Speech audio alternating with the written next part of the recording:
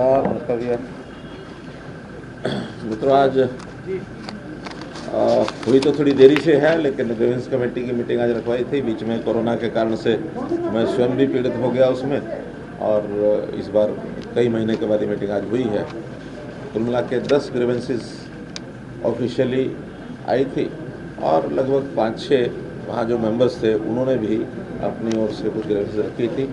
वैसे सबके बारे में जो समाधान हुआ उसमें मुख्य रूप से एक तो न्यू कॉलोनी के अंदर जो अवैध निर्माण हो रहा था उसका डेमोलिशन ऑर्डर हो गए थे, और मुझे किसी ने बताया अभी यहाँ कंप्लेंट्स में कि डेमोलिशन ऑर्डर होने के बाद, बिल्डिंग सील करने के बाद भी वहाँ दोबारा से कंस्ट्रक्शन कर ली गई, तो उसके खिलाफ जो बिल्डर है उसके खिलाफ FIR करने के आदेश दिए हैं कि ऐसी गतिविधि कोई भी सरकारी आदेशों की एग्जीक्यूशन ना करे, पालना ना करे तो एक सीरियस है और उसके खिलाफ क्रिमिनल केस बनेगा। ऐसे ही पालम विहार में EWS जो कॉलोनी बनी है या भी बन रही है, तो वहाँ कुछ सुविधाएं देने की बात MCG की ओर से ये शिकायत मिली थी। उनको निर्देश दे दिए गए कि वहाँ हर प्रकार की सुविधा यथा समय उनको देकर के उसको पूरा करें। एक कंप्लेंट तीसरी, सारे होम्स सेक्टर 92 में वहाँ जो फायर के नॉर्म्स हैं, फायर बुझाने के नॉर्म्स, वो हाई राइज बिल्डिंग होने के बाद भी और उन्होंने उसकी व्यवस्था नहीं की है, क्योंकि वो एक इलीगल एक प्रकार का इनका जो डॉक्यूमेंट है सारे होम्स का और रामप्रस्थ का, उसके ऊपर भी कार्रवाई होगी। और वहाँ उनको ये कह दिया गया कि उस सारी कॉलोनी को टाउन कंट्री प्लानिंग उसको टेक ओवर करें। टेक ओवर करने के बाद फिर जो पैसा रेजिडेंट से देना है उस पैसे के माध्यम से, चाहे वहाँ के बिजली के बिल हैं अथवा विकास के काम हैं जो भी पेंडिंग हैं, वो सारे उसके कराए जाएंगे, टेक ओवर की प्रोसेस चालू करेंगे। बाजरा खरीदने की कुछ शिकायत मिली है, उसमें से यही है कि जो जिनकी शिकायत है उनके बाजरे का एक प्रकार से डिप्टी कमिश्नर के द्वारा उसका सर्वे कराएंगे कि अगर लोगों ने अपना बाजरा बोया हुआ है वो खरीदा जाएगा, अगर किसी ने राजस्थान से बाजरा खरीद कर यहाँ ला करके बेचने की कोशिश की तो उसको नहीं किया जाएगा, ऐसा स्पष्ट बता दिया गया है।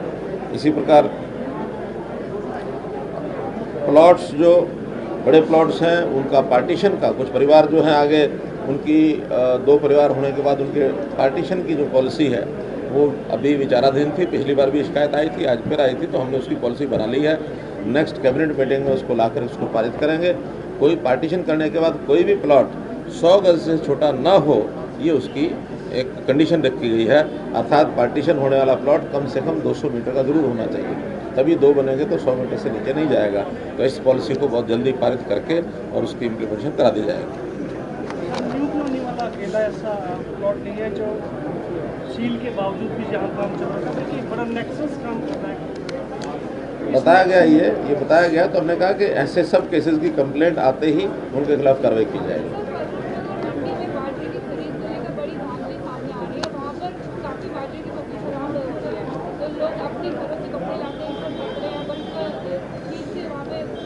मैंने बताया कि बाजरे में एक बहुत बड़ा जो शिकायत मिली है, लोग राजस्थान से बाजरा सस्ता खरीद के यहाँ किसान का बाजरा बता के मंडियों में बेचना शुरू किया है।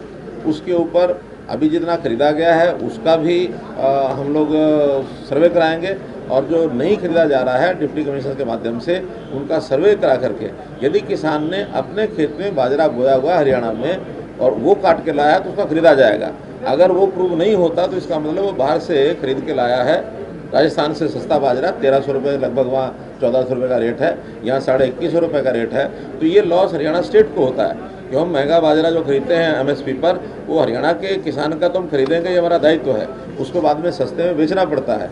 ये लॉस हरियाणा के किसान के हित के लिए तो हम करेंगे, लेकिन किसी दूसरे प्रदेश के किसान के हित के लिए इस लॉस को हरियाणा सरकार नहीं सहेगी। सर, हाल में किसान आंदोलन में जो अब अवैध कॉलोनियों का सिलसिला ख़त्म हो गया है, क्योंकि कोई अवैध कॉलोनी की आगे रजिस्ट्रेशन नहीं होगी, क्योंकि जो पासशुदा कॉलोनियाँ हैं या जो लाइसेंस्ड एरिया है, केवल रजिस्ट्री उन्हीं रेजिडेंशियल इलाकों में होगी, रेजिडेंशियल, कमर्शियल या इंडस्ट्रियल कोई भी है, उसके अतिरिक्त किसी एरिया की कोई रजिस्ट्री नहीं होगी। और जब रजिस्ट्री नहीं होगी तो लोग उसको बढ़ाना छोड़ेंगे।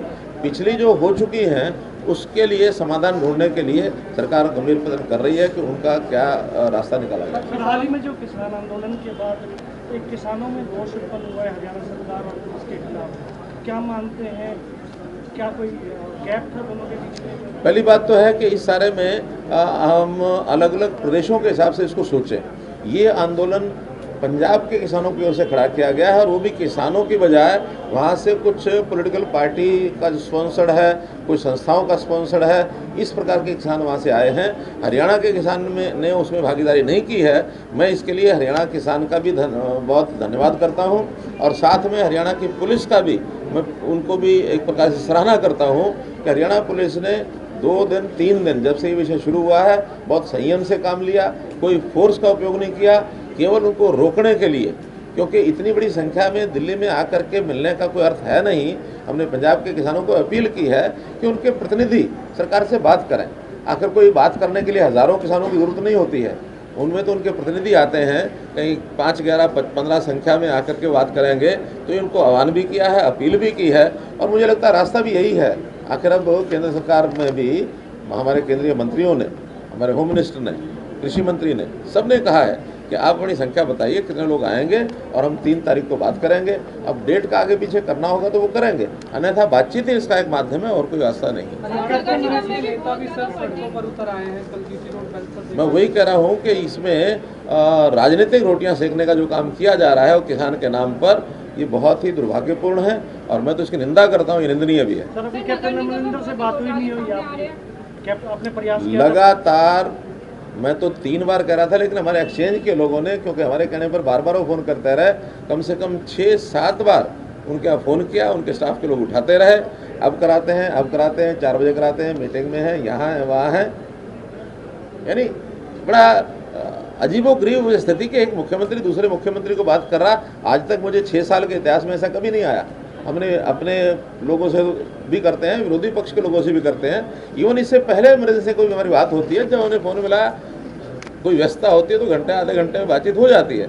लेकिन इस बार लगातार 3 दिन प्रदर्शन करने के बाद भी he didn't come to the phone. ये माना जा सकता है कि उनका पीछे से नहीं, अब क्यों होगा क्यों नहीं होगा ये तो वो बताएंगे। मैंने तो खुले रूप से सार्वजनिक तौर पर बताया। माना जा सकता है उनकी साजिश है पीछे से। है ही है, उनके ऑफिस के कार्ड होल्डर ये इस आंदोलन के अंदर लोगों का प्रदर्शन करते रहे हैं कि आप इधर आइए, अब आइए, आगे आगे लीड करने वाले उनके ऑफिस के लोग हैं। लास्ट और नगर निगम में फर्जी प्रमाण पत्र अभी निकल के सामने आए, तो 2 करोड़ कम से कम लोगों के बन चुके हैं, तो वो किस तरह से इस तरह की इसमें कार्रवाई करेंगे? देखिए, कोई भी विषय हमारे पास शिकायत का आएगा, हर एक को उजागर करना, उसके पीछे कौन है, दोषी कौन है, उसके खिलाफ कार्रवाई करना, ये हमारा पहला एक प्रकार का एजेंडा है। हम किसी को बख्शते नहीं हैं।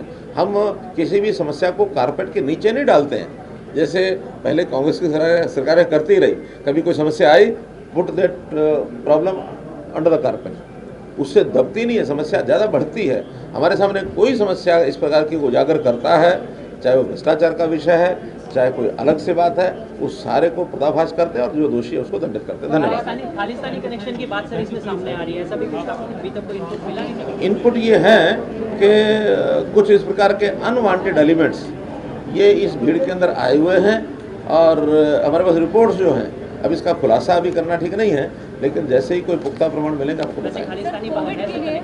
कुछ उन्होंने नारे बोले हैं, एकदम सीधे सीधे नारे बोलते हैं, जो ये कहते हैं उनके अंदर से जो चली है, जो ऑडियोज वीडियोस चली हैं कि हम इंदिरा गांधी को ये कर सकते हैं तो मोदी को क्यों नहीं कर सकते हैं। सारी चीज़ें होंगी, एक बार इस समस्या का हल करेंगे सब। कोविड को लेकर पूछना था सर, अब आप अपनी ये इसके बाद क्या स्ट्रैटेजी है आपकी कोविड को लेकर स्पेसिफिकली गुड़गांव? देखिए, कुल मिलाकर प्रिकॉशन जो है वही एकमात्र उसका रास्ता है। जनता को अपील करते हैं कि प्रिकॉशन रखिए, प्रिकॉशन बरतेंगे तब हम अपने आप को कोविड से बचा पाएंगे। कोविड होने के बाद इलाज में तो सरकार सहयोगी हो सकती है, लेकिन कोविड को रोकने में हमने अपने आप ही इसके ऊपर काम करना पड़ेगा। मुझे कोरोना ना आए, कोविड से मैं ग्रसित ना हूँ, तो इसके लिए मुझे सावधानियाँ बरतनी पड़ेंगी। तो फिर सोशल डिस्टेंसिंग है, वो मास्क की बात है, वो कहीं भीड़ गैदरिंग में लोग ना जाएं, और उसके लिए सैनिटाइजेशन का जो सारा सिस्टम है उसको। वैक्सीन के लिए क्या कर रहे हैं? वैक्सीन का अभी प्रयोग चल रहा है, 3rd स्टेज है उसकी एक्सपेरिमेंट की, और उस 3rd स्टेज के कंप्लीट होने के बाद इस वैक्सीन को जनता को उपलब्ध कराया। क्या सिचुएशन है वैक्सीन स्टोरेज और अब बता ना, थर्ड फेज शुरू हुआ है, सारे देश में शुरू हुआ है। थर्ड फेज कंप्लीट होने के बाद फिर वैक्सीन जितनी उपलब्ध होगी चरणबद्ध तरीके से कैटेगरीज तय करेंगे कि पहले कौन सी कैटेगरी, दूसरी कौन सी, तीसरी कौन सी। स्पष्ट रूप से पहली कैटेगरी वही होगी जो ये जो सीवियर्स है, जो हमारे कोरोना हेल्थ डिपार्टमेंट जो है, खास करके जो कोरोना की लड़ाई को फ्रंट लाइन पर लड़ रहे हैं, उनको सबसे पहले वैक्सीन उपलब्ध कराई जाएगी।